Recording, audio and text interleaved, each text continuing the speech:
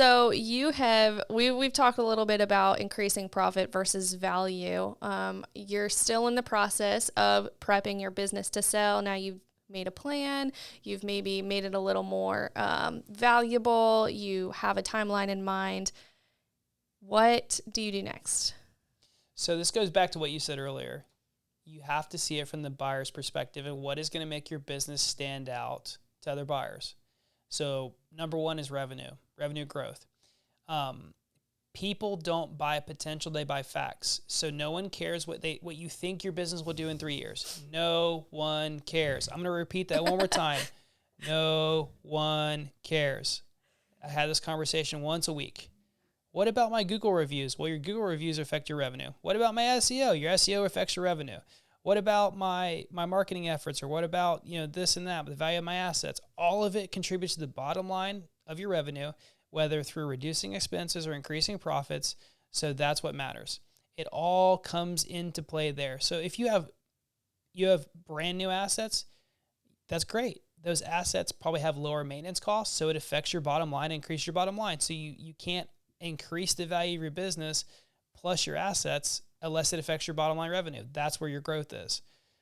If you're doing all these marketing initiatives and you have all this money invested in SEO, we had a guy one time, I have $200,000 invested in SEO. Doesn't matter.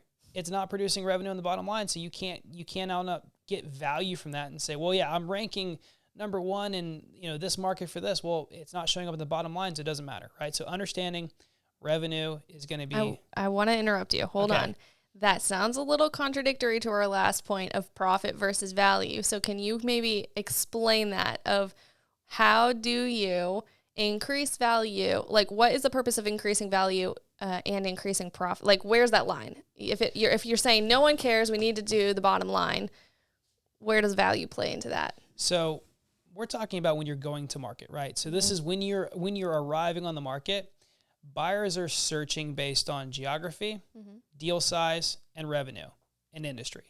Those 4 categories are what they're using to look for businesses. And the first filter they're going to look at is revenue. So let's say you want to sell your business for $10 million one day, right? The first thing they're going to look at is, before they even get to all of those value factors that you built in, they're going to look at the ratio of your net revenue to your asking price.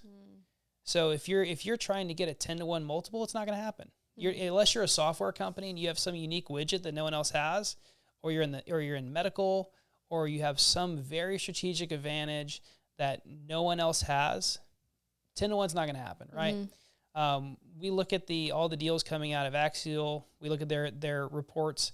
Those a very high multiple in this market is 6x, right? So the first thing they're going to look at is the multiple to the asking price. And so that's where you're going to stand out. Businesses that do over $500,000 in net revenue, so SDE or EBITDA, those will have a multiple increase over businesses that do not. That's kind of the break point where you start to get the attention of private equity buyers. You start to get the attention of institutional buyers, strategics. They're looking for businesses that make over $500K. So I just want to make sure the audience is understanding this correctly. The revenue and the bottom line is the number one indicator that makes you stand out for the buyer's first glance. Right. When they're first looking at your business. Once they're like, ooh, that stands out to me, that EBITDA or that SDE looks good, that revenue looks good. They click, they get more information. Once they see the more information on the business, that's where the value plays in. Right. How are you going to, if this buyer is looking at 10 businesses, 50, 100 businesses, what makes you stand out at that point? That's what is beyond profit. Right. Let me go down a rabbit trail real quick. For buyers who are not going to operate a business themselves as an owner-operator, even some that do, a lot of times they have a virtual assistant or they have team members within that fund that are searching for deals. All they do all day is they're emailing brokers like us.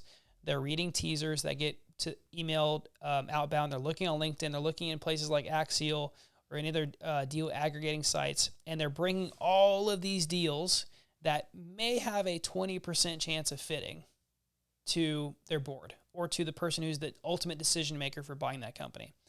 And the first thing they're going to look at is, does this meet our thresholds of what we can invest to, the limits of what we can invest in a company as far as the multiple net revenue? That's number one, the first filter they're going to look at.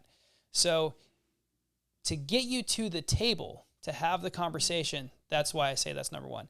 Now, all of the things we talked about previously about building value will increase the revenue and will put you ahead. Right. Also, that falls into those competitive advantages, which when you advertise and the little blurb you can write about your company to advertise it, that's what's going to make them stop, pause, and start to notice that your company is way different than everything else on the market. Mm-hmm. If you have an operations manager, you have 2 tiers of management staff, you have the owner works less than 40 hours a week, that's a big indicator that the business is very strong. But the first thing they're going to look at is revenue. The second thing is going to be what makes this business stand out. They're going to look at competitive advantages. They're going to look at organization structure and how the company's organized. They're going to look at the team structure. They're going to look at those details that you share in the beginning stages of marketing before you release the confidential information to make a decision if they even want to sign an NDA. Mm-hmm. Because the buyers are hunting for a deal, and they may be looking at 50, 60 deals at one time. So they have to make a decision very rapidly on if they're going to pursue this or not. Yeah. It's almost like your resume. Like if I'm applying for a job, the person interviewing might look at all of these applications and these resumes and say, no, just based on the one blurb or the one page resume that you provide. So that is kind of like your first in, is how do you make your business stand out in that first step that you take with a buyer. And then after that, you want them to want to know more.